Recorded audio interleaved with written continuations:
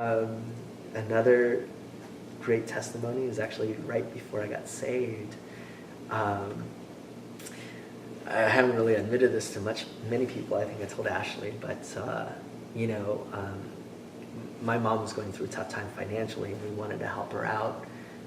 So, you know, I got convinced to start growing marijuana to kind of help, finances. You know, I've never smoked it or anything. I didn't believe in it. I didn't agree to it.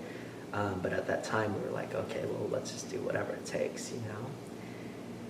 And so, after I got saved, I just knew God was like telling me, you need to stop this right now.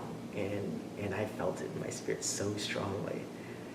And so I told the guys that were involved with it, I said, you know what, I'm done. I can't do it anymore. But the way that the marijuana cycle works is that there's a full cycle and there's a crop. And I said, after we're done with this cycle, I'm done. I'm not going to do it anymore.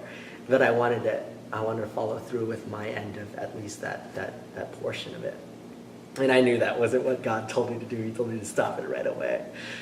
So anyway, there was one night, so I had decided I was going to finish up with the crop, with that cycle, and then be done with it. And there was one night I was driving across I-90, and I just felt so strongly, you should just go home, you should just go home. So I could either take the I-5 north to go home or go I-5 south to go water the plants. And I was just like struggling with this all the way across I-90, and then when it came to the choice to go I-5 north or I-5 south, I was like, you know what, I'm just going to do it and just get it over with, and I'm going to be done with it. And so I take the exit to go I-5 south, and as soon as I take that exit, the car starts like swerving a little bit. I'm like, what is going on? Like I thought the roads were grooved in such a way that the wheels were kind of turning that way. And I kept driving south, and it got worse. Like my car was starting to lean to the right, and I was like, what's going on? And I realized my tire was flat or low.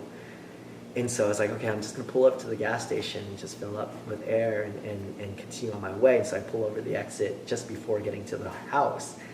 And I get to the gas station. There's a gash in my tire like this big. Like I didn't hit anything, I didn't run over anything. There was just a huge gash in my tire, and you couldn't repair it. So I knew that was like God clearly saying, like, no, you're done. So I put on the spare tire and I called the guys. I was like, I don't care what happens. I'm sorry. I got to get out of this. You guys just, I don't care about the money or any of that stuff. I know I need to get out of this. And so I called them, and they didn't understand, but I knew I was done. So I just put on the spare and I drove home, and I haven't touched, that or been involved with that ever since.